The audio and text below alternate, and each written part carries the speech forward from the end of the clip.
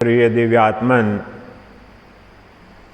आप सबके हृदय में आत्मरूप से नित्य विद्यमान परब्रह्म परमात्मा को मेरा शत शत नमन है, कोटशः वंदन है। तृतीय सप्तदिवसीय ऋषिकेश हरिद्वार आत्मबोध शिविर का आज 7वां और अंतिम दिन है और यह अंतिम सत्र भी है, समापन सत्र है। तो आज हम जो अद्वैत वेदांत का शीर्ष ग्रंथ है, श्रेष्ठ ग्रंथ है अष्टावक्र गीता, उसके प्रथम अध्याय से 4 श्लोक लेंगे। अभी तक जो कुछ हमने श्लोक लिए हैं 5-6 वो प्रथम अध्याय के ही हैं। अब आज हम लेंगे श्लोक संख्या 16, 18, 19 और 20, ये 4 श्लोक लेंगे जो हमने पिछले 6 दिनों में जाना है, श्रवण किया है, मनन किया है, चिंतन किया है, उसको और स्पष्ट और प्रगाढ़ और दृढ़ बोध कराने में सहायक होंगे। उसी तत्व को, किस तत्व को हमने जाना है, महर्षि अष्टावक्र ने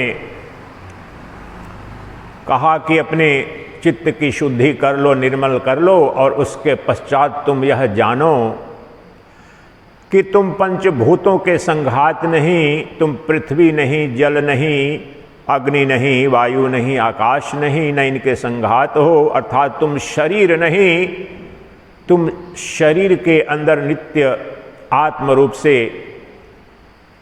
उपलब्ध आत्मा हो। अब उस आत्मा को दृष्टा भी कहते हैं, साक्षी भी कहते हैं, चेतन भी कहते हैं, चित्ती शक्ति कहते हैं, चैतन्य तत्व कहते हैं, शुद्ध बोध, प्रज्ञान, अनंत नाम है। लेकिन आम भाषा में तुम जड़ नहीं, चेतन जानो अपने आप को, तुम दृश्य नहीं, दृष्टा जानो अपने आप को।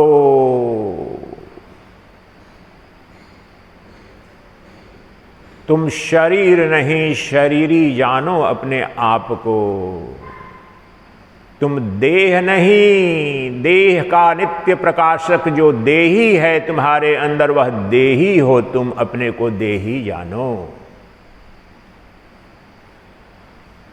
ये पूरा संदेश है बस आत्म साक्षात्कार के लिए, आत्मबोध के लिए, मोक्ष के लिए। किससे? जो अनंत भवाटवी है भव सागर, जन्म मृत्यु सुख दुख भय शोक संताप का जो अनंत श्रृंखला चल रही है, वह कैसे चल रही है, क्यों चल रही है? तुम्हारे अज्ञान के कारण। कैसा अज्ञान? अज्ञान का स्वरूप क्या है?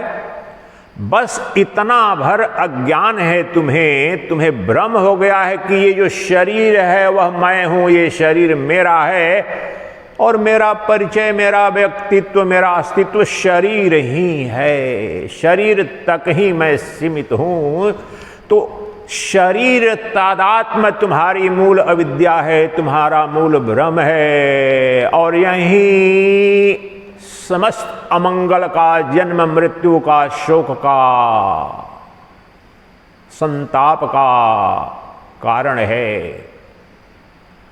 तो इस युगों युगों से इस मान्यता, भ्रम की निवृत्ति करके कि मैं शरीर नहीं हूं, और शरीर के अंदर जो चेतन है, जो देही है, शरीरी है, जो आत्मा है, वह मेरा स्वरूप है।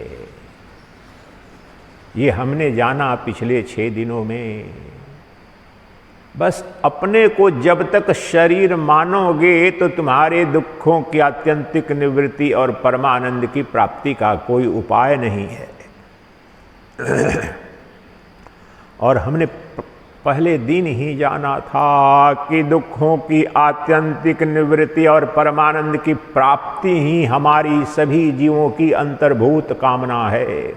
उसी के लिए नित्य भाग रहे हैं, सर्व कर्म कर रहे हैं, पाप पुण्य धर्म अधर्म जो कुछ भी कर्म कर रहे हैं, दुखों की आत्यंतिक निवृत्ति और परमानंद की प्राप्ति के लिए कर रहे हैं, परंतु कर्मों से वह धन, अमरत्व का धन, आनंद धन, अक्षय धन प्राप्त नहीं हो सकता, क्योंकि यह दुख, यह समस्या अविद्या मूलक है, अकर्म मूलक नहीं है। अगर अकर्मण्य तुम्हारे होने से ये दुख हो गए रहते तो कर्म कर लेते तो ये मिट जाते, लेकिन अज्ञान के कारण तुम्हारे अपने स्वरूप के संदर्भ में जो अज्ञान हुआ है वह तुम्हारे समस्त अमंगल का कारण है, समस्त दुख का, संताप का, जन्म का, मृत्यु का, भय का, रोग का कारण है।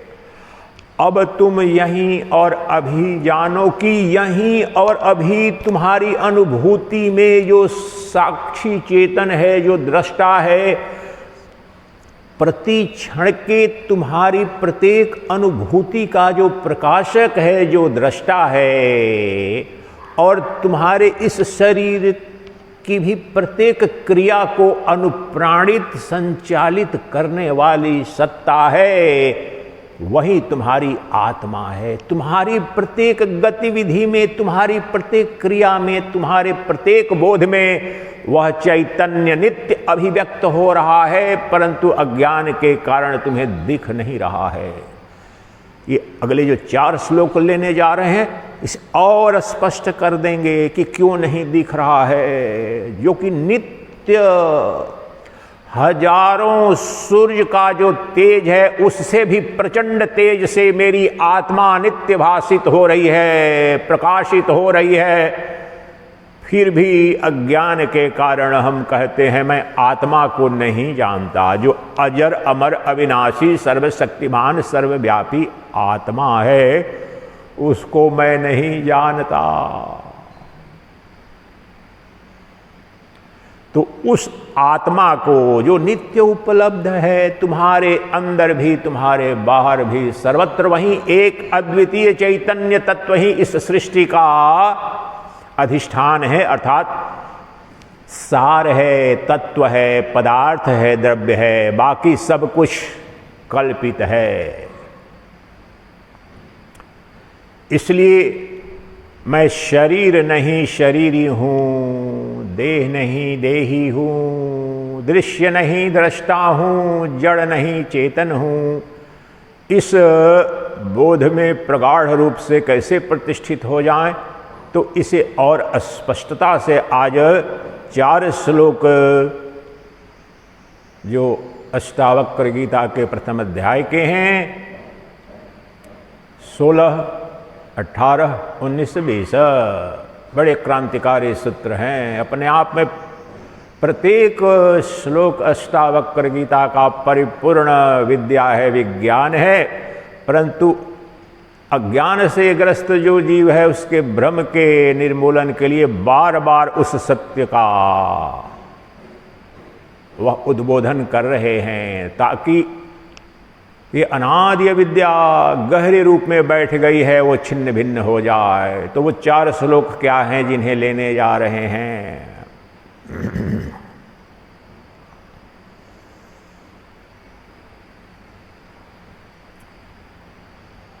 त्वया व्याप्तम् इदं सर्वं त्वयि प्रोतं यथार्थतः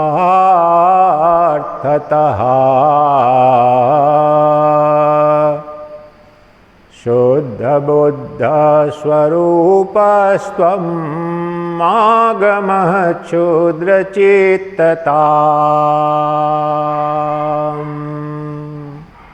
पहले अध्याय का ये 16वां श्लोक है। अगला 18, 19, 20 3 श्लोक। साकारं अन्वितं वेद्धे निराकारं तु निश्चलम् एतत्तत्त्वोपदेशेन न पुनर्भवसम्भवा।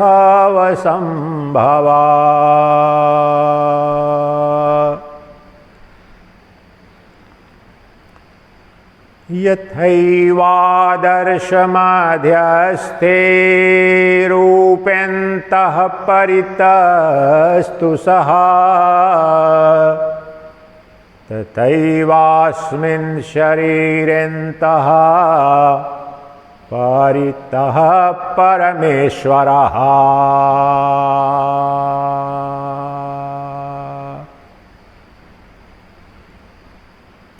और जो अंतिम श्लोक है पहले अध्याय का 20वां श्लोक वह यह है। एकं सर्वगतं व्योम बहिरंतर यथा घटे नित्यं निरन्तरं ब्रह्म सर्वभूतगणे तथा।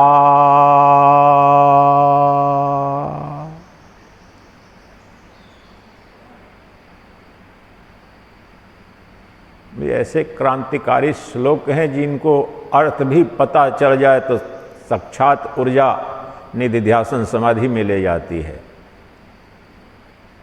इसके अर्थ को या गूढ़ार्थ को आप नहीं समझते हैं तो सहज शब्द के जैसा लग रहा है। मुझे तत्काल परम मौन में जाने की ऊर्जा स्वतः खींच रही है। उस स्वरूप जो केंद्र, जो चेतन है, जो अनंत अजर अमर अविनाशी, जो मेरा अपना स्वरूप है। तो आइए एक एक श्लोक को लेते हैं। पहले 16वें श्लोक को लेंगे। आप को बता चुका हूं कि जो तत्व 5 दिन में बताया गया है वही समस्त वेदांत दर्शन का मूल तत्व है, और जो पहले बता चुका हूं उन्हीं को अन्य उदाहरणों से, अन्य शब्दों के माध्यम से और स्पष्ट करेंगे ताकि शिष्य को कोई भ्रम न रहे। जिज्ञासु को, मुमुक्षु के अंदर किसी भी प्रकार की अगर भ्रांति हो वो भी झिल्ली टूट जाए अभी और यहीं। तो साथ साथ में बीच बीच में रुकूंगा तो आप भी उन शब्दों पर ध्यान करना, चिंतन करना, अपने अहोभाव को अनुभव करना। अनुभूति आज मेरा विशेष रूप से समापन सत्र है। अनुभव करेंगे उस आत्म तत्व का, जो आनंद का अनंत महासागर, जो चैतन्य तत्व है, जो मेरा स्वरूप है, जो मैं हूँ, उसकी अनुभूति बीच बीच में करेंगे। मैं रुकूं बीच में तो समझना आप भी रसास्वादन करने का प्रयास करें। तो 16वां श्लोक लेते हैं। त्वया व्याप्तम इदं विश्वं त्वयि प्रोतं यथार्थतः शुद्ध बुद्ध स्वरूपस्त्वं मागमः चोद्रचेतता। अद्भुत श्लोक है ये। महर्षि अष्टावक्र कहते हैं जनक को, हे पुत्र, तू ब्रह्मांड के कण कण में व्याप्त है। ब्रह्मांड की प्रत्येक वस्तु, कण कण को तुम ही आपूरित किए हो, तुमसे ही व्याप्त है, तुमसे ही परिपूर्ण है। ब्रह्मांड का कोई कण नहीं, कोई तत्व नहीं, कोई वस्तु नहीं, कोई पदार्थ नहीं, कोई अस्तित्व नहीं, कोई भूत नहीं, कोई प्राणी नहीं जिसको तुमने व्याप्त न किया हो, जिसमें तुम उपस्थित न हो।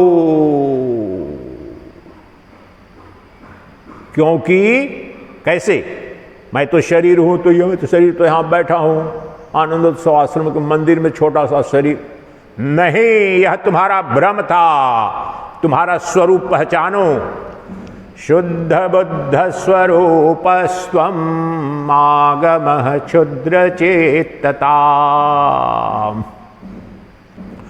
तुम शुद्ध बोध स्वरूप हो, तुम्हारा स्वरूप शुद्ध बोध है, प्रज्ञान है, अर्थात आत्मा हो तुम, निरपेक्ष दृष्टा हो, प्रज्ञान तत्व हो, बोध तत्व हो, चेतन तत्व हो, आत्म तत्व हो तुम अनात्म तत्व, तुम दृश्य मान करके ये जो शरीर और शरीरों का संघात, यह जो संसार है वह दृश्यमान है, तुम अपने को यह दृश्यमान शरीर मान करके सीमित हो गए हो।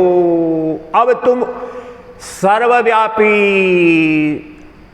और ब्रह्मांड के कण कण को व्याप्त करने वाला जो तुम्हारा चेतन है, तुम्हारा एक अद्वितीय चेतन तत्व ही ब्रह्मांड के कण कण में व्याप्त है, आधार अधिष्ठान के रूप में।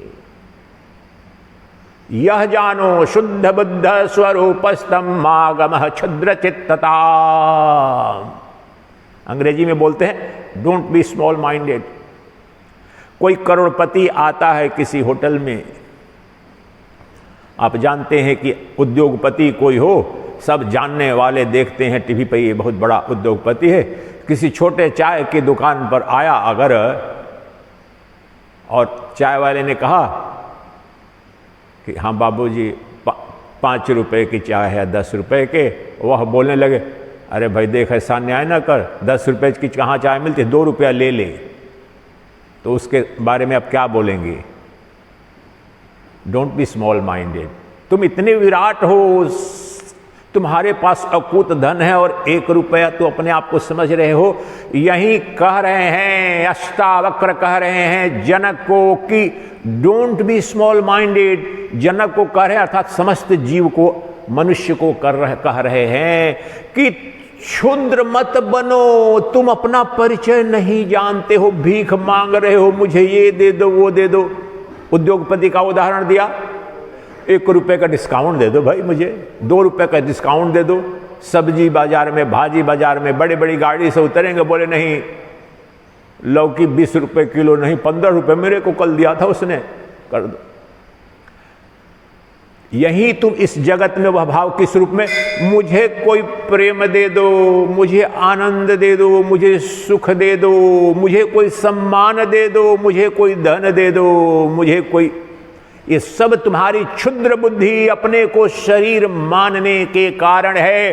तुम ही अजर अमर अविनाशी, देश काल वस्तु अपरिच्छिन्न अद्वितीय ब्रह्म हो। तुमसे परे कुछ भी नहीं, तुमसे भिन्न कुछ भी नहीं, तुमसे बाहर कुछ भी नहीं, क्योंकि तुम शुद्ध बुद्ध स्वरूप हो, तुम आत्मा हो। और आत्मा एक है, अद्वितीय है, चैतन्य तत्व है, वही अनंत ब्रह्मांड का अधिष्ठान है, अर्थात तत्व है, पदार्थ है। जिस प्रकार सोना एक है, जितने सोने हैं सब एक है, एक सोने से ही सोने के हजारों लाखों करोड़ों प्रकार के आभूषण बनते हैं, लेकिन तत्व एक है। उसी प्रकार से जो मूल धातु है, जो मूल पदार्थ है, जो तत्व है तुम्हारा और इस जगत का, वह शुद्ध बुद्ध है, वह चेतन तत्व है। और वह चेतन तुम्हारी अपनी चेतना, तुम्हारी आत्मा, जो नित्य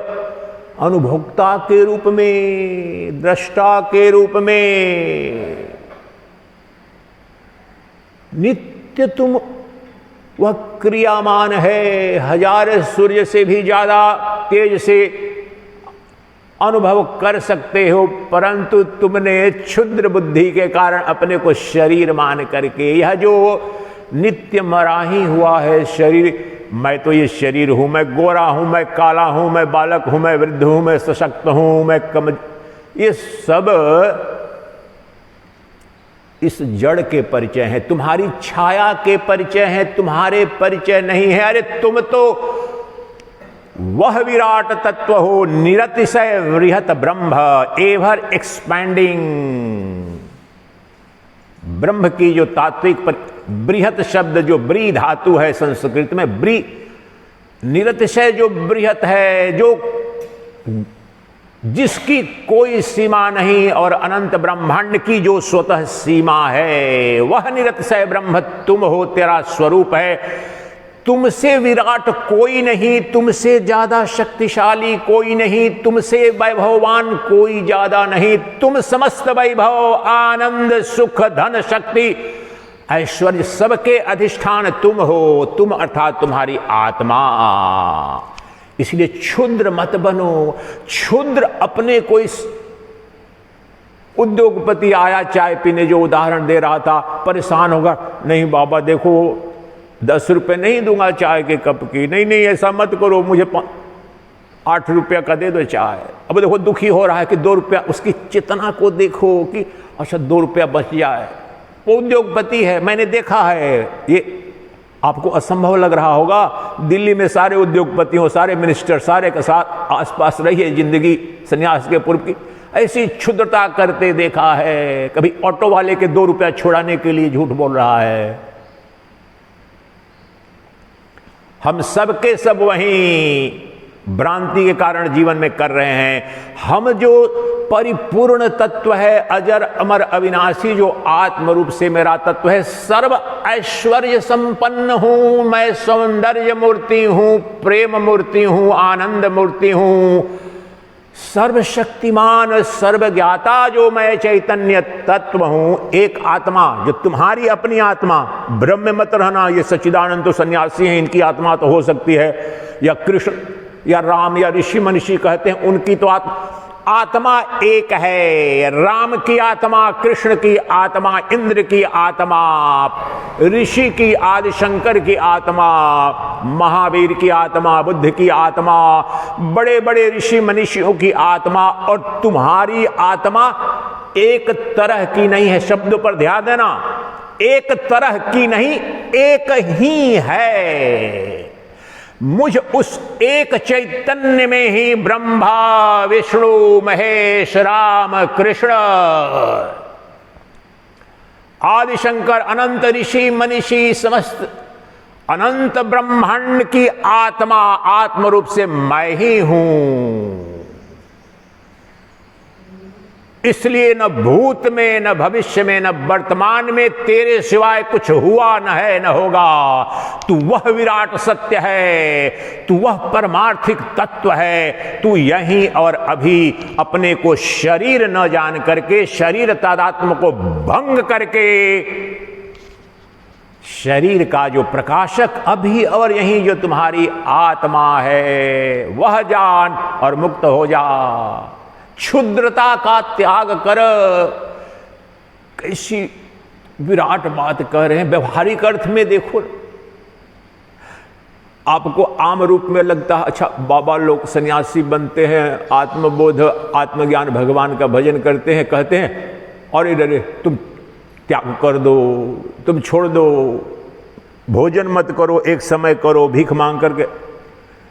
सत्य उसके बिल्कुल विपरीत है। क्या कह रहे हैं? जिस तत्व के बोध के लिए, जिस ज्ञान के लिए यह गैरिक वस्त्र पहनता है इस देश में सन्यासी, वह महाभोग की विद्या है। कहते हैं अभी कि तू क्षुद्र नहीं है, तू छोटे से क्षुद्र से, क्षणभंगुर से तदात्म करके छोटा हो गया है। अभी और यही जान कि तू ही सर्वस्व है, तू ही सच्चिदानंद घन ब्रह्म है। ब्रह्मांड के समस्त प्रेम पर, सौंदर्य पर, आनंद पर तेरा एकाधिकार है। अपनी विराटता को तो पहचान। अपने को भूल करके भीख मांग रहा है सड़क पर, मुझे 10 रुपया दे दो, कोई 2 रोटी दे दो। तुम्हारे मूल स्वरूप में तुम नित्य दाता हो, नित्य दाता, नित्य दाता। तुम दाता थे, दाता हो, दाता ही रहोगे। आत्म रूप से भिखारी तुम बन गए हो, शरीर मान करके, दृश्य मान करके। नश्वर पंचभूतों का यह संघात जो अभी भी मृत है, शिव है, शव है।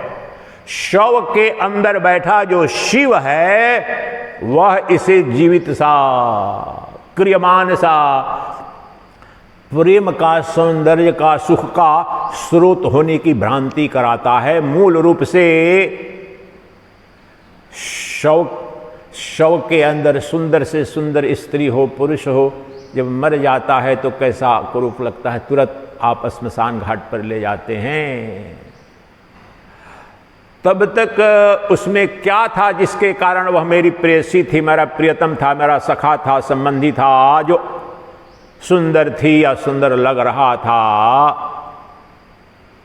दुनिया के करोड़ों रुपए खर्च करके हॉस्पिटल में उसके जीवन को बचाने की कोशिश कर रहा था। 4th स्टेज का अगर कैंसर है तो भी खर्च कर रहा था। कोमा में पड़ा था 6 महीने से, फिर भी किसको बचाने की कोशिश कर रहा था? जिसको बचाने की वास्तव में कोशिश कर रहा था,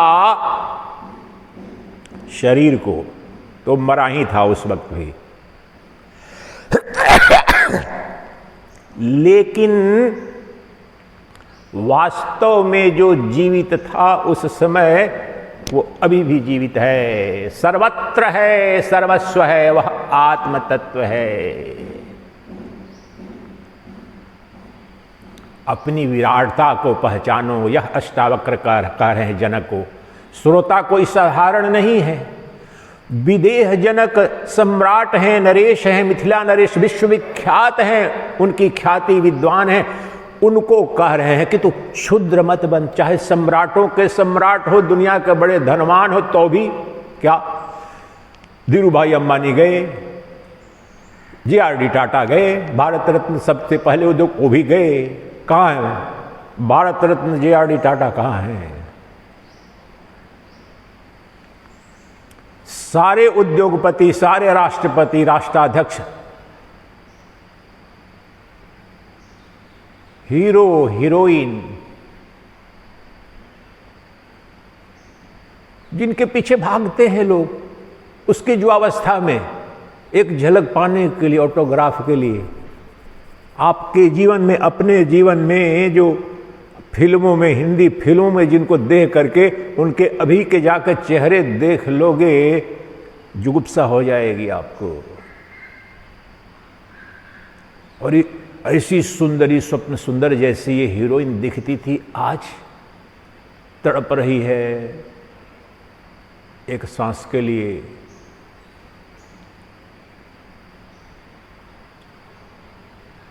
कुछ महीने या शायद पिछले साल हुआ, विश्व प्रसिद्ध गायिका लता मंगेशकर, जो भारत रत्न से भी आभूषित हैं, उनकी मृत्यु जो शायद लीलावती हॉस्पिटल में हुई। उस समय कोई संस्मरण किसी को बताया है, किसी ने लिखा,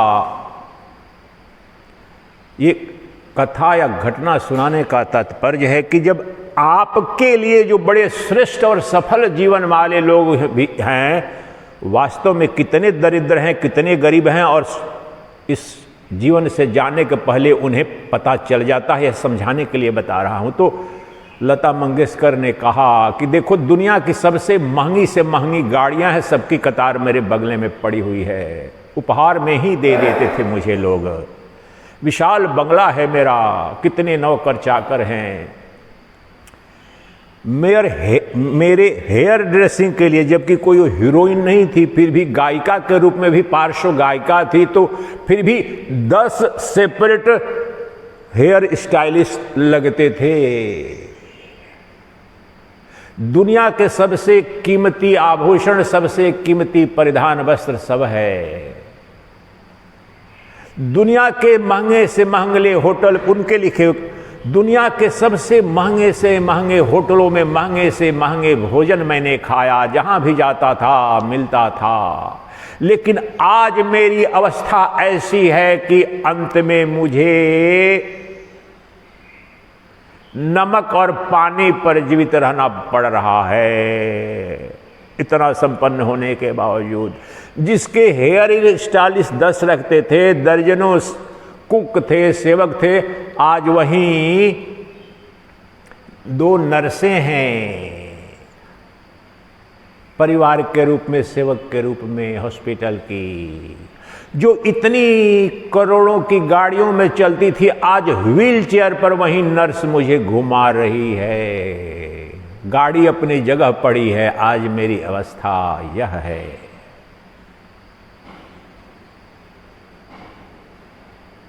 इसलिए जो इसी को बोलता हूं कि जो भी तुम्हारा सुख, इस जो इंद्रिय भोग है, सांसारिक सुख है, वह देश बाधित है, काल बाधित है, वस्तु बाधित है। और तुम्हारी प्यास है जो देश काल वस्तु अपरिच्छिन्न प्रेम की प्यास पाप नहीं है, ये भ्रम मत पालना। प्रेम की कामना, सौंदर्य की कामना, सुख की कामना तो अंतर्भूत है, मौलिक है, ये बता चुका हूं पिछले 6 दिन में। लेकिन उसकी पूर्ति का जो साधन अज्ञानवश खोजते हो बाह्य इंद्रिय भोगों में, वह भ्रामक है, वह दुख का कारण है। मृत्यु उसकी भी आ जाती है। भोग तो जो लता मंगेशकर का उदाहरण दे रहा था,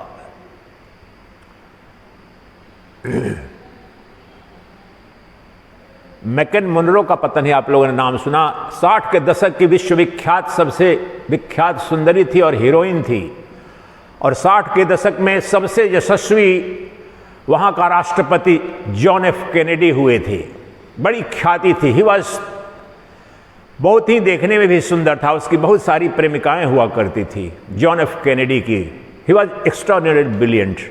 उसने अमेरिका को पहली बार यह नारा दिया था, never ask what America can do for you, ever ask what you can do for America. America में क्रांति आ गई थी। अमेरिका में जो सिविल वॉर का समय चल रहा था, उसके बाद बहुत ही लोकप्रिय राष्ट्रपति था जिसकी हत्या हुई, जॉन एफ कैनेडी की। उसकी प्रेमिका थी मैकलिन मुनरो। और सोचो, जो विश्व का सबसे शक्तिशाली भी था, ही वॉज एक्स्ट्राऑर्डिनरली हैंडसम। मैं व्यक्तिगत रूप से, जो मेरी एक, जिनको माता जी बोलता था, वो उस समय अमेरिका के विश्वविद्यालय में साइकोलॉजी पढ़ रही थी, तो किसी एयरपोर्ट पर स्टूडेंट्स को मिलवाया गया उनसे, तो she was the only lady की हैंडशेक किया था जॉन एफ कैनेडी से। तो अब अमेरिकन सारी वहां पर गर्ल्स थी, वो भी बोलती थी मजाक में, don't wash your hand, you have shaken this hand, keep it as a treasure with John F Kennedy, जिसके लिए मरते हैं लोग देखने के लिए। उसकी जो प्रेमिका मर्लिन मुनरो थी, नाम थोड़ा मर्लिन मुनरो बोलते हैं, आप गूगल पर देखो। वह जो उसकी प्रेमिका थी, उसके प्रेम में पड़ा, उसकी जो वो उसने आत्महत्या कर लिया। आप इस बात को ध्यान दें, जो ऐसी सुंदरी थी, ये हम सब की कहानी है, सब जीव की कहानी है, सौंदर्य के पीछे भाग रहे हैं, सब भाग रहे हैं। लेकिन उसकी कल्पना करो, जिस नारी के पीछे दुनिया के सारे युवक, सारे पुरुष स्वप्न सुंदरी मानते थे, और वहां का राष्ट्रपति भी उसका प्रेमी था, लेकिन जो अपनी डायरी लिखी थी, उसकी व्यक्तिगत इतनी पीड़ा भरी जिंदगी थी, उसने गहराई में महसूस किया था, लिखा था, और उसी लिए सुसाइड किया था, आत्महत्या की थी। कि बाहरी जगत में तो इतना सम्मान, मेरी एक झलक के लिए करोड़ों रुपए लोग देते हैं, ऑटोग्राफ के लिए लाखों करोड़ों की भीड़ पुलिस और आर्मी को लगाना पड़ता है जहां भी जाती हूं, एक झलक के लिए करोड़ों खर्च हो जाते हैं, परंतु मेरी वास्तविक जिंदगी का सत्य अगर जान लो तो तुम्हें घृणा हो जाएगी मेरे सौंदर्य से, खालीपन से। क्योंकि क्या कहा उसने, कहा मुझे कभी भी ऐसा नहीं लगा कि कोई भी व्यक्ति जो मेरे घनिष्ठ से घनिष्ठ भी, जो मेरा लवर था, जो प्रेमी था, वास्तव में मुझसे प्रेम करता हो। सबके लिए उसकी वासना की तृप्ति की साधन मात्र ही थी। मैं खेला छोड़ दिया, अपनी वासना को मेरे साथ तृप्त किया, फिर फेंक दिया। मैं तरसती रही बचपन से अब तक कि वास्तविक कोई प्रेमी मिले मुझे, मेरे लिए, मेरे होने के चलते। लेकिन सब के सब यह जो मेरा शरीर है, अपनी कामुकता की तृप्ति के लिए मेरे वस्तु के रूप में इस्तेमाल करते थे। फिर उनके लिए कोई उपयोग नहीं। तो कभी भी किसी जो मेरे चहेते थे, मेरे पर लाखों करोड़ों भी लुटाने के तैयार थे, उनकी आंखों में भी मैंने देखा कि थोड़ी देर के लिए भी प्रामाणिक प्रेम भी है क्या, मैंने कहीं नहीं पाया। और आज उस समय जॉन एफ कैनेडी उसके प्रेमी थे, खुली बात थी, इट वाज ओपन सेक्रेट, विश्व में अखबारों में सब जानते थे। उसने सुसाइड किया, इसी लिखा कि अब असह्य जीवन है, इतना निरर्थक, इतना व्यर्थ, मैं इस जीवन को नहीं जी सकती, इतना खोखला है, प्रेम की एक कणिका नहीं मैंने देखी है, सब प्रेम का नाटक था, और सुसाइड कर लिया था। ये उदाहरण से यह बताने की कोशिश कर रहे हैं कि आपको लग रहा होगा, और जनक यहां पर बताया कि जनक को सांसारिक जितने ऐश्वर्य हैं, वैभव हैं, उपलब्ध हैं। मुनरों को सब कुछ उपलब्ध था, दुनिया के सब चाहते थे धन, सबको सब, लता मंगेशकर के पास भी सब कुछ था, लेकिन शरीर तो जाएगा, किसी का जाता है, किसी का ऐसी स्थिति हो जाती है कि उसे अब एक क्षण जीने की इच्छा नहीं रह जाती है, इच्छा मृत्यु मांगते हैं। यूथेनेसिया जो यूरोप वगैरह में तो वो लॉ है दुनिया भर में, इच्छा मृत्यु मांगते हैं, सालों से कोमा में पड़े हुए हैं। तो कह ये रहे हैं कि तुम्हें अभी भ्रम होगा कि यह ज्ञान मेरे लिए नहीं है, या हमारे, ये जिसके लिए तुम बार बार इच्छा कर रहे हो, मेरे 2 फ्लैट मिल जाएं, चलो एक अपनी मकान मिल जाए, एक कंपनी खोल लो, दूसरी कंपनी, चलो अभी तो डिप्टी कंट्री हेड हूं मैं, ग्लोबल हेड कैसे बन जाऊं, गूगल का, फेसबुक का, ट्विटर का, प्रभु मेटा कंपनी का, चलो कब बनूंगा, CEO बन जाती मैं, इंदिरा नोई की जगह पर आ जाती, सुंदर पिचाई, चलो सुंदर पिचाई की जगह नहीं, गूगल हेडक्वार्टर का हेड किया, तो कंट्री हेड ही कहीं बना दो। ये सब स्वप्न देख रहे हैं, देखते रहो, संसारिक इनके अर्थ है। लेकिन कह ये रहा हूं कि चूंकि यह शरीर क्षण भंगुर है, जो भोगता ही क्षण भंगुर है, तो भोग अनंत कैसे होगा ये बताओ। जिस प्रेम की कामना कर रहे हो, और बिल्कुल प्रेम की कामना, आनंद की कामना, सुख की कामना पाप नहीं, वह तुम्हारे परमात्मा होने का प्रमाण है। विशेष रूप से सनातन धर्म में, क्रिश्चियनिटी में, पूरे बाइबल में, न्यू टेस्टामेंट में, जहां पर भी सिन, सिन, SIN, सिन, पाप जिसे बोलते, जहां पर भी शब्द प्रयोग सिन हुआ है, वो उसके विद्वान बताते हैं सिन वहां पर काम के लिए, सेक्स के लिए प्रयोग होता है। जिसको पाप बोला गया है वहां पर जब भी करें, avoid the scene, avoid the scene, avoid the scene. लेकिन वैदिक सनातन संस्कृति में पाप नाम की कोई मौलिक मूलभूत सत्ता नहीं है। पाप हमारा अज्ञान है। एकमात्र जो प्रेम का, आनंद का, सुख का अनंत महासागर हूं मैं, और मैं भीख मांग रहा हूं किसी दूसरे में, किसी प्रेसी में, किसी प्रियतम में। यह हमारा महाविज्ञान बताता है, वेदांत दर्शन। पाप नहीं, इसे भोगो। 4 वेद हैं, 4 वेदों के जो 80,000 श्लोक हैं तुम्हारे इंद्रिय भोग की विद्याएं हैं, जिसे पाप कहता है क्रिश्चियनिटी। इंद्रिय भोग, स्वर्ग की कामना क्यों? इंद्रिय भोग के लिए। ये जितने यज्ञ की व्यवस्था है, जिसे पूर्व मीमांसा कहते हैं, वेदों के यानी 80% श्लोक जो वेदों के हैं वो तुम्हारे इंद्रिय भोग के लिए है, तुम्हारी काम की पूर्ति के लिए है। लेकिन वहीं पर रुक जाते नहीं, तुम अपने इंद्रिय भोगों को भी खुले मन से विवेक शक्ति के साथ भोगो और उनके सत्य को देखो। हमारी व्यवस्था यह है। इसलिए 4 ये जो वर्णाश्रम की व्यवस्था, आश्रम, ब्रह्मचारी, गारहस्थ, वानप्रस्थ और सन्यासी, तुम इन भोगों को भोगो, खुले मन से भोगो। शादी करो, संतान उत्पत्ति करो, धन करो, अर्जित करो। और उदाहरण जनक हैं, उनको मिली हुई है, रानियां भी मिली हुई हैं, नरेश है, ऐश्वर्य है, सब कुछ है, विद्वान भी हैं, सब संपन्न है, परंतु 80 वर्ष का नरेश, ज्ञानी नरेश, धर्मी, नैतिक, यशस्वी नरेश, 12 बरस के गरीब ब्राह्मण के बेटे जिसके शरीर 8 जगह से इर्थे चीथे कुबड़ थे, उनके शरणागति हो गया। बोला, हे प्रभु, मुझे ज्ञान कैसे होगा, मेरी मुक्ति कैसे होगी? किससे मुक्ति? अरे जनक किससे मुक्ति चाहते हैं? वो तो सबको मुक्ति देते हैं, त्राण देते हैं, सबको धन देते हैं वैभव। नहीं, तुम्हारी तरह सो करके जीवन नहीं जिया, सब जी लिया, सब वैभव जी लिया, फिर भी देखा ये शरीर तो अब जाने वाला है। जब भोगता ही नहीं रहेगा तो भोग तो क्षुद्र हुआ, लेकिन भोग की पिपासा नहीं मिटी। 90 बरस के भी हो जाओगे, कामना वासना जाएगी नहीं। अभी आज की तारीख की 91 year old KP Singh, Bharat के सबसे पहले और सबसे बड़े रियल एस्टेट के मालिक, डीएलएफ के मालिक हैं। अभी 20 बरस की लड़की से शादी कर रहे हैं, उनकी सेक्रेटरी थी, जो भी थी, जैसे हो वो कर रहे हैं, अच्छा कर रहे हैं, बुरा कर रहे हैं, मेरा ये कोई विषय नहीं। अद्वैत वेदांत का धर्म अधर्म में कोई अभिरुचि नहीं है। तत्व विवेक करते हैं कि 99 बरस के हो जाओगे सबसे बड़े धनवान। आज की तारीख की बात बता रहा हूं, अभी जीवित है केपी सिंह। डीएलएफ दिल्ली वगैरह में देखें, हर जगह, मुंबई, बेंगलोर, उनके सबसे बड़े बड़े टावर्स हैं।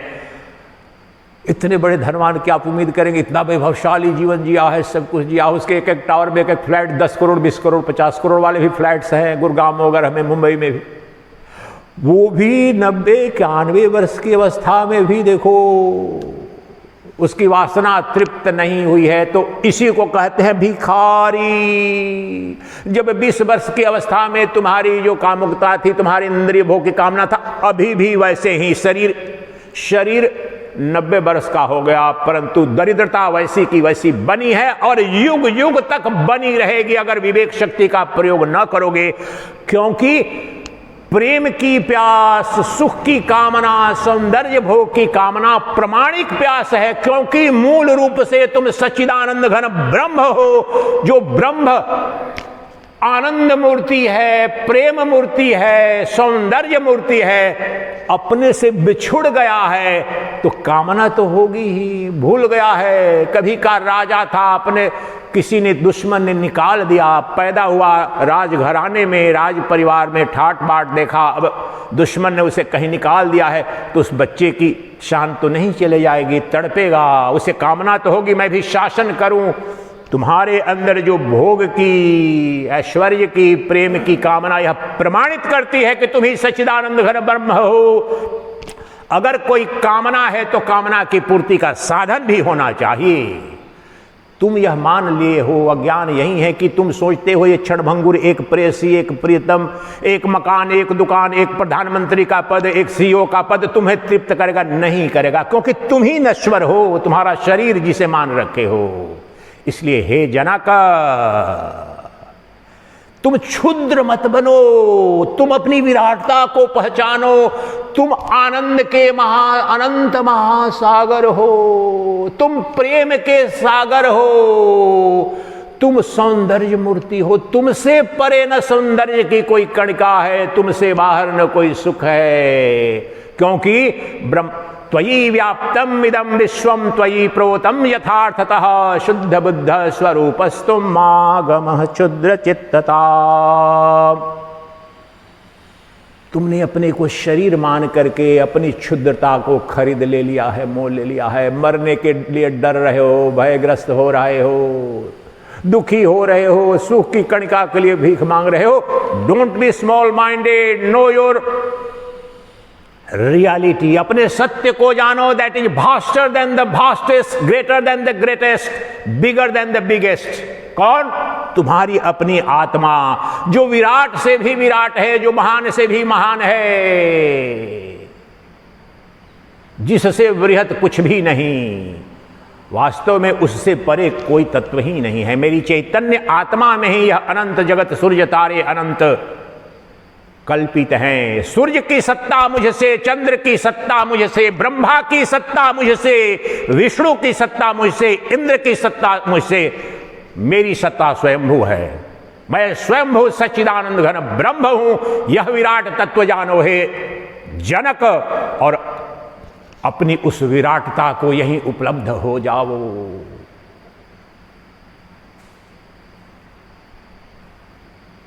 अगला श्लोक 18वां श्लोक। अब जो विराट तुम्हारा चेतन है और क्षुद्र शरीर है, बार बार वही करना है, कुछ नहीं करना है। मैं शरीर नहीं हूं इसका बोध हो जाना, और मैं शरीर का प्रकाशक चेतन हूं इसमें प्रतिष्ठित हो जाना। ये समस्त दुखों, इसे ही मोक्ष कहते हैं, इसे ही निर्वाण कहते हैं। इसी से ही समस्त दुखों की आत्यंतिक निवृत्ति और परमानंद की प्राप्ति होती है।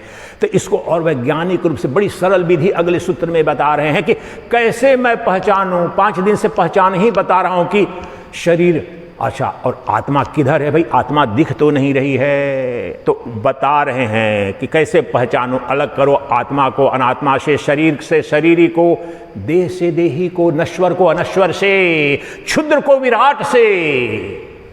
क्षुद्र कौन? शरीर। और विराट कौन? मेरी आत्मा। यही नित्य उपलब्ध है। पापी की भी आत्मा, खटमल की भी आत्मा, चिट्टी की भी आत्मा एक ही है। जो ब्रह्मा विष्णु की, जो मेरी आपकी, वह अद्वितीय चैतन्य तत्व है। वह बड़ा छोटा नहीं है, वह तो विराट है। तो उसे पहचानने की विधि क्या बता रहे हैं? बड़ी सरल। 18वां श्लोक।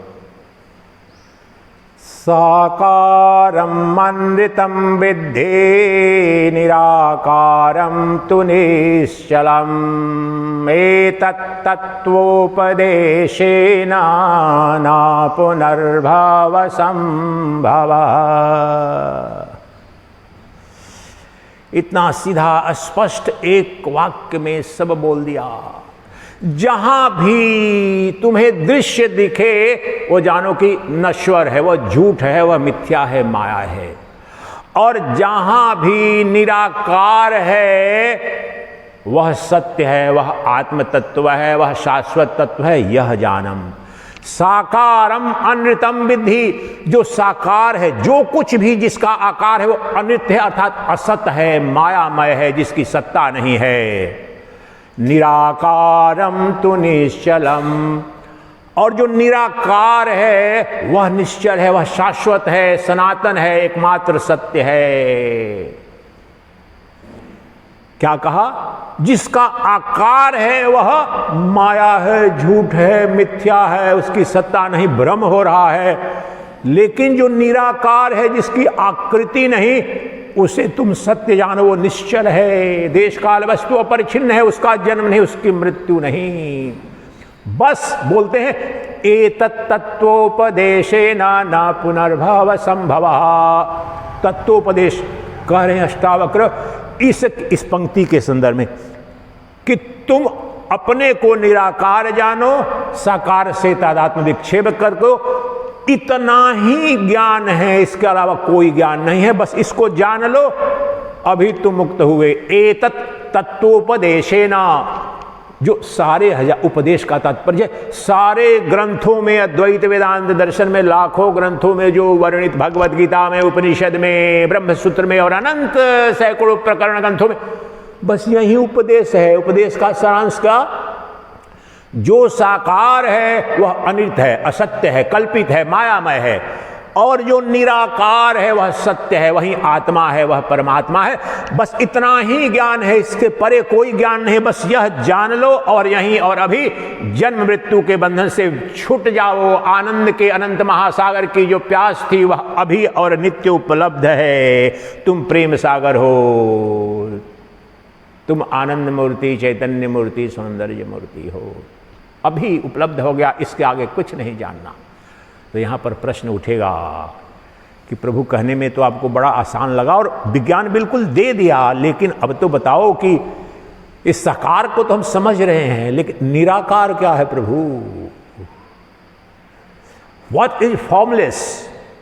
आकृति वाले को तो पहचान रहा हूं, ये मंदिर है, मंदिर के अंदर ये फैन है, ये ट्यूबलाइट है, ये बल्ब है, ये मूर्ति है, ये शिव जी की मूर्ति है, ये दुर्गा माता की है, ये तो पहचान रहा हूँ। ये पुरुष है, ये नारी है, ये पशु है, ये पक्षी है, ये प्लास्टिक की कुर्सी है, ये लकड़ी की, ये सब तो आकारवान है, तो इन्हें पहचान रहा हूँ।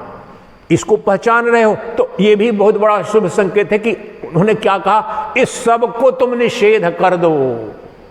इन्हें पहचाना, कोई बात नहीं। असली तत्व यह है कि अब तुम्हारा हाथ, ये तो दिख रहा है मेरा हाथ, मेरे पांव, परेशान तो हूं अपने शरीर के लिए, कहीं गोरा न काला ना हो जाए, कहीं बीमार ना हो जाए। जो भी तुम्हारी नाक, तुम्हारे ललाट, तुम्हारे शरीर, तात्पर्य यहां पर इसी से है जो साकार कह रहे हैं, अर्थात देह।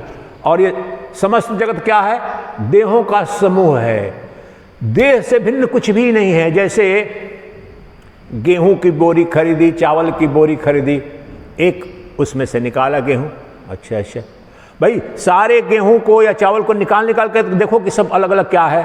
अरे एक जो गेहूं है वही दूसरा भी गेहूं है, उसी तरह का है, तत्व है, पदार्थ है, वहीं उससे रोटी बनेगी। चावल है तो उसका पका करके भात बनेगा, चावल खाएंगे। उसी प्रकार से जो तुम्हारा जो शरीर है उसी का संघात ये अनंत विश्व है। चाहे पर्वत हो, अनंत महासागर हो, नदियां हो, वन हो, पशु हो, पक्षी हो, सूर्य हो, चंद्र हो, ये सबके सब शरीर हैं और आकृतवान है, सब नश्वर है। और पहले ही सूत्र में क्या कहा था उन्होंने? इनके मूल मसाले क्या हैं? 5 तत्व। और वहीं पर कह दिया था उन्होंने ये सब जुड़े हुए हैं। जो सारे श्लोक उनके सब वैज्ञानिक तरीके से आए हैं कि तुम पृथ्वी नहीं, तुम जल नहीं, तुम अग्नि नहीं, तुम वायु नहीं, तुम आकाश नहीं, क्योंकि इन 5 तत्वों से ही ये समस्त ब्रह्मांड बना है। चाहे सूर्य हो, चंद्र हो, आकाश हो, ये समस्त पदार्थ, मनुष्य का शरीर, देव का शरीर, पशु, सब 5 भूतों से परे कोई भी नहीं है। तो पंचभूतों से जो बना, अर्थात जो जड़ जगत से बना, वही आकारवान है। लेकिन इसका जो अधिष्ठान है, इसकी जो आत्मा है, जिसमें यह पैदा सा प्रतीत हो रहा है, वह कौन है? वह निराकार चेतन है। वह तुम्हारी आत्मा। अभी यहीं मोक्ष होगा तब महाराज जी, 100 वर्ष में आपका प्रवचन सुनोगा तब महाराज जी क्या 2 महीना अटेंड कर? नहीं, वह तो उपलब्ध अभी भी है, सदा था। तुम पशु पक्षी भी थे तब, लेकिन पशु पक्षी के रूप में विवेक शक्ति नहीं थी। इस जीवन में भी तो मनुष्य का सौभाग्यवश जीवन मिला, उसमें भी तो पशु पक्षी में मुझ में क्या अंतर है? उत्पन्न हुए, खाया पिया सोया, शादी के बच्चे, मर गए, जीवन जब भी जिया नहीं, मर गए। तो यह जो शरीर मूलक जो हमारा परिचय है, यह असत्य है। लेकिन शरीर के अंदर जो शरीर है, बस इतना ही जानना है। इसलिए पहली विधि निषेध की है कि जब जहां कहीं भी आकृति देखे, लेकिन आकृति जब कह रहा हूं, कल भी बताया था कि आंखों से जो रूप देखता है उसकी आकृति को पहचानना आसान, लेकिन आकृति का तात्पर्य यहां पर 5 इंद्रियों का जो विषय बन सके। शब्द, मेरे शब्द आपके कानों के विषय बन रहे हैं, वो आकार है। This is not this. अब ये अंग्रेजी बोला, आपको समझ में आ गया कि नहीं समझ में आया? आकारम स्तनितम विधि, ये दूसरी भाषा हो गई। ये इसकी आकार है, ये शब्द का आकार है, तो ये भी आकार है। ये अंग्रेजी नहीं, ये हिंदी है। ये हिंदी नहीं, संस्कृत है। अगर इसका आकार नहीं तो आप कैसे समझ पाते? तो ये शब्द भी आकारवान हैं। उसी प्रकार के जितने भी, जैसे नाक का ले लो, नाक का विषय, बदबू आ रही है, कचरे की रोज गाड़ी आती है ना, तो बगल में जाओगे करके, मैं उधर खड़ा हो जाता हूं, जाएगी तो दूर से ऊपर छत पर रहूंगा आया करके, पता चल जाएगा बदबू। और यहां पर कोई आएगा स्ट्रांग परफ्यूम लिए, आरती होगी शाम में, अगरबत्ती जलेगी तो खुशबू आएगी। वह आकार है, वो गंध बोध तुम्हारी नासिका को जो हो रहा है। बहुत सारे कोई गरीब लोग हैं, दिन भर मेहनत करते हैं, उनके पसीने पसीने हो जाते हैं, जून का महीना, उनके देखो शरीर से बदबू आ रही थी। पता चल गया कि बदबू है कि खुशबू है, वह आकारमय है। उसी प्रकार से जिह्वा का विषय नमकीन है, मीठा है, अच्छा है, बुरा, आकारवान है। तो इंद्रियों से अभी स्पर्श का, ये प्लास्टिक जैसा लग रहा है, ये पुस्तक लग रही है, ये तो बड़ा सॉलिड है। ये स्पर्श से जो बहुत इसकी आकृति का भी पता चल रहा है। ये लोहा है, स्पर्श करते ही पता, ये तो लोहा है, ये तो कपड़ा है, सॉफ्ट है। ये आकार है, आकार की आकृति की विधि इस प्रकार से पंचेंद्रियों का जो कुछ भी विषय वह आकारवान है। इसलिए असत्य है, अनृत है, उसका त्याग कर दो, तुम वह नहीं हो। और वह तुम्हारा परिचय नहीं है। आधा तो काम ऐसे हो गया, आधा नहीं, वास्तव में तो 90% इससे। अरे यहां पर अगर हीरे जवाहरात के भंडार नीचे भरे पड़े हैं तो उसको ढकने के लिए क्या करना है? पतली सी चादर भी बिछा दो। ये एक स्लैब है, इन स्लैब के अंदर क्या पड़ा आपको पता है? कुछ भी तो पता नहीं है, बस इतना भर दो। तो तुम्हारे जो अज्ञान की जो परत है बहुत पतली सी है, तुम्हारे अक्षय भंडार को उसने छुपा लिया है। तो उस पर्दे को हटाओ, उस जो बीच में जो बाधा बनी है, ये स्लैब को हटा दो, तो देखो अकुत भंडार है। तो इसलिए वास्तव में तो 90% यही है कि तुम निराकार से साकार से तादात्म्य, your identity with the form has to be broken, negative. मन से करना है, काटना नहीं है, जान लेना है कि यह सत्य है प्रगाढ़ बुद्धि से। और फिर इसका निषेध अभी से करना प्रारंभ करोगे, चलते फिरते जीवन जियो, गारहस्थ हो गारहस्थ रहो, संतान उत्पत्ति करो, व्यापारी हो व्यापार करो। लेकिन ये काम शरीर नहीं करता है, मन तो तुम्हारा हर जगह कहीं न कहीं 8 घंटा ट्रेन में जाते हो, प्लेन में जाते हो, बस में जाते हो, दुकान से आते हो, जाते हो, बैठते हो दुकान पर 24 घंटे। वहां पर जो देखो कि मैं जिसको देखकर सुखी दुखी हो रहा हूं, जिसको अपना मान रहा हूं, ये सब तो दिख रहा है, वास्तव में मेरा कुछ भी नहीं है। अब कुछ भी नहीं है तो जरूरी नहीं है कि आप हिमालय पर चले जाओ। इस तत्व को जानो। मेरी संतान, मेरी पत्नी, मेरा पिता, मित्र भी असत्य और शत्रु भी असत्य। तो जितना आकारवान जो कुछ भी है वह असत्य है। तो फिर निराकार क्या है? यही तो 5 दिन से बता रहा हूं कि अभी और यही जिस चैतन्य प्रकाश में मेरे शब्दों को तुम सुन रहे हो, सुन तो कान का उपकरण के माध्यम से रहो, बुद्धि उसको तत्व निर्णय कर रही है कि क्या शब्द कौन सी भाषा बोली। लेकिन ये सबके सब जड़ हैं। जो सॉफ्टवेयर है वो चेतना का है। कंप्यूटर में सब डाल दो, दुनिया का सबसे महंगा कंप्यूटर, सुपर कंप्यूटर, लेकिन सॉफ्टवेयर नहीं रहे तो टाए टाए फूस। उसी प्रकार से जो मेरी आत्मा है, जो मुझे नित्य उपलब्ध है, उसके लिए कोई वैद्य नहीं बुलाना है। वैद्य तो भवरोग वैद्यम गुरु को इसलिए बोला जाता है कि आत्मा नित्य प्राप्त है, परंतु अज्ञान के कारण अप्राप्त सी लगती है। तो उसका बोध कराने के लिए जो नित्य उपलब्ध है, आत्मा नित्य बोध ही हो सकती है। इसलिए यही अभी जो मैं के रूप में नित्य, जो निराकार के रूप में मैं इस वक्त में तथा कथित जागृत अवस्था में मेरे नाम रूप का जो कुछ भी देखता हूं, जिसका बोध कराती है, स्वप्न में स्वप्न दृष्टा वही मेरी चेतना बनती है। और गहन सुसुप्ति में मैं गहन निद्रा में थी या था, मुझे कोई अनुभव नहीं हुआ। इसका अनुभव जिसने कराया वही मेरी आत्मा है। उसका बकार देखो, किसका?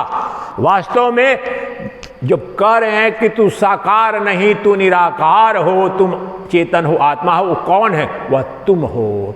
तुम्हारे सिवाय, तुम्हारे मूल पर तुम्हारा अहम मैं जब ढूंढोगे मैं को हम, मैं कौन हूं, क्या प्रकार है, और कराया मैंने 5 दिन से 6 दिन से करा रहा था, तो पाओगे कि वास्तव में वह निराकार कोई और नहीं, वह मैं हूं और मेरे सिवाय सब कुछ साकार है। इसलिए एकमात्र जो सत्य है, जो तत्व है, जो अमर अविनाशी तत्व है, जो प्रेम का आनंद का भंडार है प्रमाणिक, वह मैं हूं। मेरी आत्मा कब अनुपस्थित हुई? दिखाओ। बच्चा था तब अपने बचपने की प्रत्येक गतिविधि को, शरारत को, सुख को, दुख को युवावस्था में देखा, किशोरावस्था में देखा, शादी हुई, बच्चे हुए, नौकरी की, बॉस कैसा था, हमारा सेक्रेटरी कैसा था, मेरे अंदर जो असिस्टेंट्स रहते थे वो कैसे थे, मेरे परिवार वाले, मेरे बच्चे, ये सब करते करते वृद्धावस्था में इन सबका दृष्टा तो एक रहा हूं। सब बदल गए। मेरी अपने शरीर की भी बाल्यावस्था गई, किशोरावस्था गई, युवावस्था गई, वृद्धावस्था ये भी जा रही है। इन सबका देखने वाला एक है, जो दिखा गया प्रतिपल सुबह से शाम तक। आपके विचार में एवरेज कम से कम 16,000 विचार आते हैं। An average human being in 24 hours has at least 16,000 different thoughts. और थॉट किसके होते हैं? साकार के। निराकार का कभी थॉट नहीं होता है। जिस क्षण तुम निराकार हो उसे ही निर्विकल्प समाधि कहते हैं, वही समाधि है। जागृत अवस्था में जब भी तुम्हारा मन और बुद्धि सक्रिय है, कुछ भी विचार आ रहा है, सोच रहे हैं, तो सदा पंच विषयों की बैसाखी पर ही विचार बनते हैं। कोई बोध होता है, पंच विषयों की बैसाखी को ध्वस्त कर दो, समस्त संसार का जंगल अभी नष्ट हो जाता है। वहीं ज्ञानाग्नि से उस जंगल को जलाकर राख कर देता है ब्रह्मज्ञानी। और यही जो अजर अमर अविनाशी जो अपना आत्म तत्व है, जो निराकार है, उसमें प्रतिष्ठित हो जाता है और कहता है कि अरे वाह, ये तो नित्य मुझे उपलब्ध था ही, अज्ञानता के कारण मुझे भ्रम हो गया था कि मुझसे बाहर कोई सुख है, मुझसे परे कोई प्रेम है, मुझसे इतर कोई अस्तित्व है। नहीं, मैं ही शाश्वत अस्तित्व मैं हूं और मैं ही अनंत आनंद का महासागर हूं, अनंत प्रेम सागर हूं। समस्त सौंदर्य मेरा स्वभाव है, स्वधर्म है। जगत गुरु आदि शंकर कहते हैं आत्मानम अति सुंदरम। सुंदर शब्द का तो सब जानते हैं, ब्यूटी। सुंदर दिखने के लिए सारे ब्यूटी पार्लर खुले हुए हैं दुनिया भर में। $1 ट्रिलियन इंडस्ट्री है। चेहरा थोड़ा सा सुंदर दिखे इतने भर का, उसके लिए मुझे ये भी दिल्ली में बताते हैं मेरे मित्र की ऐसी भी महिलाएं हैं जिनको 1-2 लाख मंथली, पैसे वाले लोगों की 20-25-30 हज़ार तो बहुत सारे लोगों की मंथली ब्यूटी पार्लर उनका खर्च होता है। लेकिन किस पर होता है? जो जलेगा, अग्नि को समर्पित होगा, मर जाएगा। तो आदि शंकर इसी को कहते हैं कि आत्मानम अति सुंदरम। जो शाश्वत सौंदर्य है वह आत्मा का है और आत्मा के सौंदर्य में न कोई विकार है, न घटाव है, न बढ़ाव है, किसी प्रकार का दोष कभी संभव नहीं है। वह नित्य प्राप्त सौंदर्य है। अपने शरीर के सौंदर्य, सुबह में सुंदर से सुंदर स्त्री, सुंदर से सुंदर पुरुष सो जाता है, उठते ही अच्छा आंख धो, ये धो, कितना डरते हो, कितना गंदा लगेगा बाहर जाऊंगा तो। लेकिन वह जो आत्म सौंदर्य है, कुछ भी नहीं करना, कोई गंदगी उसे स्पर्श ही नहीं कर सकती। कौन सा लोशन लगाना, कौन सा परफ्यूम नहीं, वह अनंत आनंद का, अनंत सौंदर्य का तुम्हारा जो चैतन्य तत्व है वह भंडार है। इसलिए तुम अभी और यहीं मुक्त हो जाते हो। समस्त प्रेम की, सुख की, आनंद की जो प्यास है उस आत्मा में जाकर के ही तृप्त होती है कि वह समस्त सौंदर्य का, प्रेम का अधिष्ठान है, भंडार है, अक्षय भंडार है। एक पत्नी सुंदर से सुंदर मिली, एक पति सुंदर से सुंदर भी मिला। बहुत से हिंदू सोचते हैं ये मुस्लिमों, ऊपर से तो नहीं बोलते हैं तो झगड़े हो जाएंगे, ये मुस्लिमों का ठीक है भाई, ये 4 इनकी भी पतियों का शादी करने का। हमारे ऋषियों के पास भी बहुत बढ़िया था, बड़े बड़े राजा महाराजा कई महारानियां रखते थे। ये बड़ा गड़बड़ है यार। हिंदू कोड बिल नेहरू ने लाकर के एक पत्नी का रिस्ट्रिक्शन कर दिया, नहीं करोगे तो जेल जाओगे, बड़े उद्योगपति भी हो। ये मन की बात बोल रहा हूँ, ख्याली पुलाव पकाते हैं। शादी हो भी गई लेकिन जो वासना तो नहीं जाती है ना, स्त्री पर सब पर लागू होता है। तो जो आपकी समस्त वासनाएं, कामनाएं, इच्छाएं जहां तृप्त होंगी वह आत्मानंद के भोग से, वह आत्मानंद के सौंदर्य दर्शन से, वह आत्मानंद के प्रेम सागर में डुबकी लगा करके, जिसके पश्चात न कुछ पाने को शेष, न कुछ भोगने को शेष, न कुछ देखने को शेष, क्योंकि वह सदा है, सर्वदा है, वही है, सर्वत्र वही है, उसके सिवाय कुछ भी नहीं है। वह कौन है? तुम, अर्थात तुम्हारी आत्मा, चेतन रूप से तुम ही सर्वस्व हो। अगला सूत्र लेते हैं 19, इसको और स्पष्ट करेगा। इस सूत्र में क्या? जहां भी आकार देखो उसका निषेध करो मानसिक रूप से कि मैं वह नहीं हूं, वह मेरा नहीं है। जो निराकार है वह कौन है? मेरी आत्मा, अभी और यहीं। वो एक रस है, उसमें कोई विकार नहीं। उसका आकार देखो, मैं का कोहम जो करते हैं, मैं कौन हूं, मैं हूं कौन, वहां पर जाकर के मैंने उस दिन आपको वीडियो दिया है कि जो तुम्हारा जो निरपेक्ष दृष्टा है वही ब्रह्म है, जो क्षेत्रज्ञ है वही मैं है, और वह मैं ही ब्रह्म है, निर्गुण निराकार ब्रह्म है, वही निराकार है। अपनी आत्मा अभी देखना, मैं का कब लोप हुआ? लेकिन हमने भ्रम के कारण मान लिया है कि ये शरीर, मैं का आत्मा शरीर, तो शरीर के आकार है। नहीं, इसलिए पहले नहीं बोला कि तुम आत्मा जानो, पहले बोला शरीर नहीं हो, आकारवान नहीं हो, आकार मिथ्या है, अब क्या हो?